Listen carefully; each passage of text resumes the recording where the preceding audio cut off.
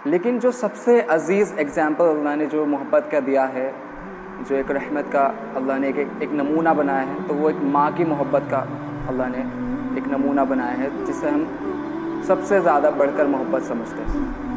اور مخلوقات میں تمام محبتوں سے عزیز محبت یہی ایک محبت ہے جو ایک ماں اپنے بچے سے کرتی ہے۔ لیکن کیا ہم نے کبھی سوچا ہے کہ اس سے بھی زیادہ محبت کوئی ذات ہم سے کرتی ہے؟ وہ اللہ سبحانہ و تعالی۔ تو اللہ سبحانہ و تعالی اس ماں سے بھی 70 گنا زیادہ محبت اپنے بندوں سے کرتا ہے۔ تو ذرا سوچ کر دیکھیں۔ میں آپ کو ایک ایگزامپل کے تھرو سمجھانے کی کوشش کروں گا انشاءاللہ۔ سپوز کرتے ہیں کہ اگر کوئی مجھے کوئی بہت قیمتی چیز دے رہا ہے، کوئی ایک تحفہ مجھے دے لا کر، اور وہ مجھ سے کہے کہ یہ آپ کے لیے سب سے زیادہ قیمتی ہے، اس دنیا میں سب سے زیادہ قیمتی ہے، تو میں اس سے کیا کہوں گا کہ نہیں، یہ سب سے زیادہ قیمتی ہو ہی نہیں سکتا، کیونکہ میں سمجھتا ہوں یہ تحفہ جس نے مجھے دیا ہے وہ میرے لیے اس سے بھی زیادہ قیمتی ہے، کیونکہ وہ میرا اتنا زیادہ خیر خواہ ہے کہ وہ مجھے اتنی بڑی اتنی عزیز چیز مجھے جو دے رہا ہے، تو ظاہر سی بات ہے کہ وہ تحفہ اس کے سامنے کچھ بھی نہیں۔ اسی طرح سے جو نعمت ہے ماں کی محبت، تو یہ ایک بہت بڑی نعمت ہے جس کے بارے میں کوئی شک نہیں، لیکن یہ نعمت جس نے دی ہے، جس ذات نے دی ہے، سوچیں وہ کتنا زیادہ رحیم ہوگا کہ ماں کی محبت جتنی بھی چاہے ہو، لیکن وہ ایک لمیٹڈ ٹائم تک ہوتی ہے۔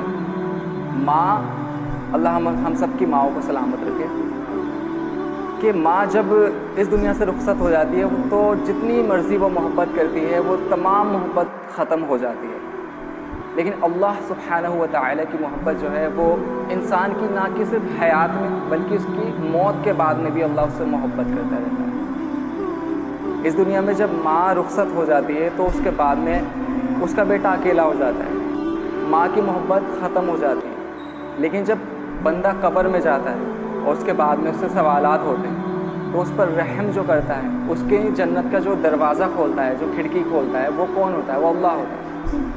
تو اللہ ہی وہ واحد ایسی ذات ہے جو اپنے بندے سے اس کی موت کے بعد بھی محبت کرتی ہے۔ نبی صلی اللہ علیہ وسلم کی حدیث ہے کہ آپ صلی اللہ علیہ وسلم نے فرمایا کہ کوئی بھی شخص ایسا نہیں ہے کہ جو اپنے اعمالوں کی بنا پر جنت میں چلا جائے، الا یہ کہ اللہ کی رحمت ہو۔ تو صحابہ نے عرض کیا کہ یا رسول اللہ، کیا آپ کے لیے بھی ایسا ہے؟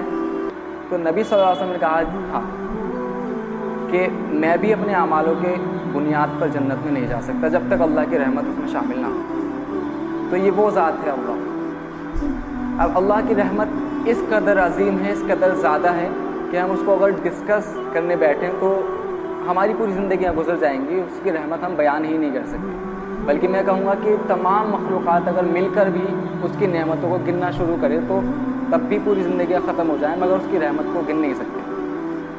تو یہ اللہ کی رحمت کا نظام ہے جو میں نے مختصر انداز میں پیش کیا۔ لیکن آج جو معاشرے میں جو خرابی آ رہی ہے وہ کس وجہ سے آ رہی ہے؟ کہ جو لوگ نماز چھوڑ رہے ہیں، جو روزے چھوڑ رہے ہیں، جو بڑے بڑے اللہ کے احکامات کو چھوڑ رہے ہیں، ان کے ساتھ کفر کر رہے ہیں، جب ان سے پوچھا جاتا ہے کہ آپ نماز کیوں نہیں پڑھ رہے، کہ آپ کو فکر نہیں آخرت کی، تو ان کا جواب ہوتا ہے کہ اللہ بہت غفور الرحیم ہے۔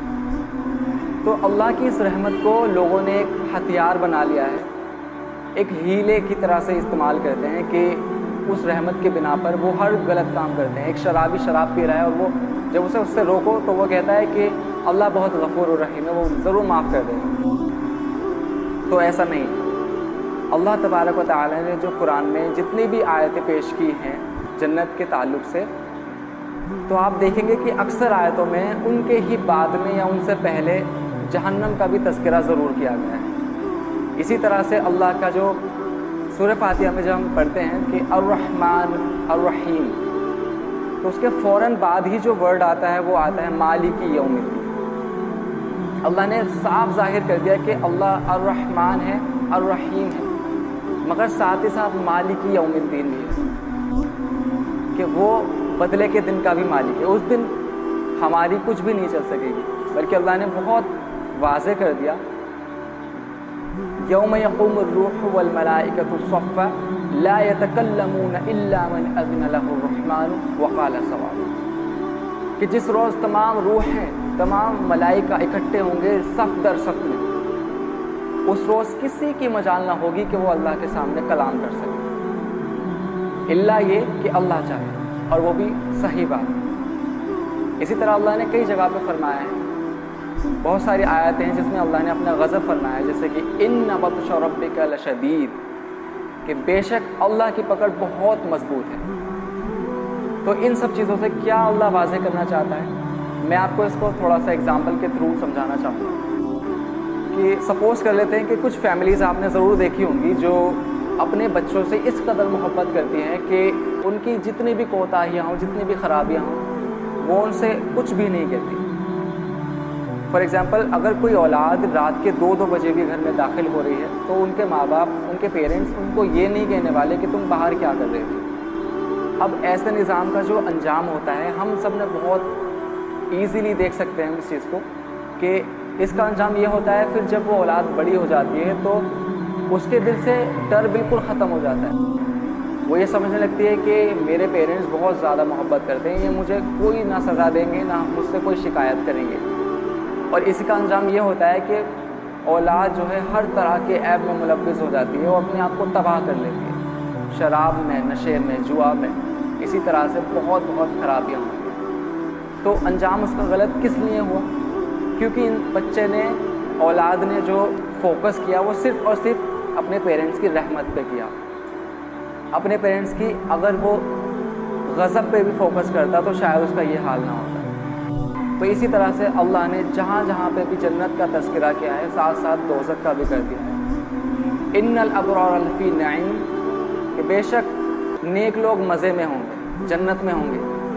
उसके फ़ौरन बाद अल्लाह कहता है व इन्नल फुज्जार लफ़ी जहीम, कि बदकार लोग जहन्नम में होंगे। तो अल्लाह वाज़े करता है कि अल्लाह की रहमत जितनी अज़ीम है, उसके साथ साथ अल्लाह की एक सिफ़ात अल-क़हार भी है, ज़ुल जलाली वल इकराम भी है। अल्लाह की कई सारी सिफ़ातें हैं जिनको हम बयान भी नहीं कर सकते। हालांकि एक आम तौर पर राय है कि 99 सिफ़ातें हैं अल्लाह ताला की, मगर असल में अल्लाह की सिफ़ातें इससे भी ज़्यादा हैं। तो मेरा जो तकरीर का मौजू है वो यही है कि अल्लाह की रहमत के साथ साथ उसके गज़ब पर भी फोकस किया। कि यहूदी कहते थे कि हमको जहन्नम की आग नहीं छुएगी। इसके बाद कहते थे कि अगर छुएगी भी, अगर हम जहन्नम में जले भी तो सिर्फ एक मुख्तसर से वक्त, चंद दिन, उसके बाद हम जन्नत में चलेंगे। बड़े अफसोस की बात है कि आज हम अगर मुआशरे में थोड़ी सी नज़र दौड़ाएं तो हमारे मुसलमानों का भी बिल्कुल यही है। मुसलमानों का भी यही अक़ीदा है कि आखिर हम मुसलमान हैं,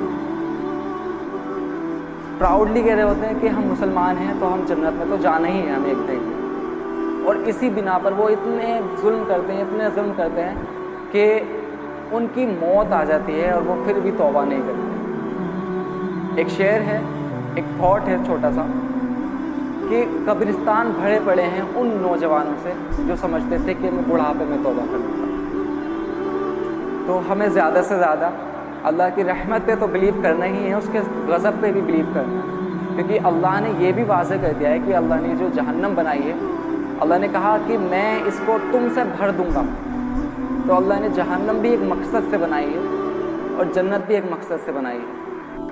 तो अल्लाह कुरान में इस चीज़ को भी वाज़े कर देता है कि माँ की मोहब्बत भी एक लिमिटेड मोहब्बत है, कि उस दिन जब लोग सब अपने भाई बहन से, अपने माँ बाप से, तमाम लोगों से भाग रहे होंगे, लिकुल्लि इम्रिइन मिनहुम यौमइज़िन शअनुन युग़नी, कि उस दिन तमाम लोगों को सिर्फ अपनी पड़ी होगी, कोई किसी के बारे में नहीं सोचेगा, ख़ां वो माँ हो या बहन हो या इसी तरह से किसी भी रिश्ते का मामला हो।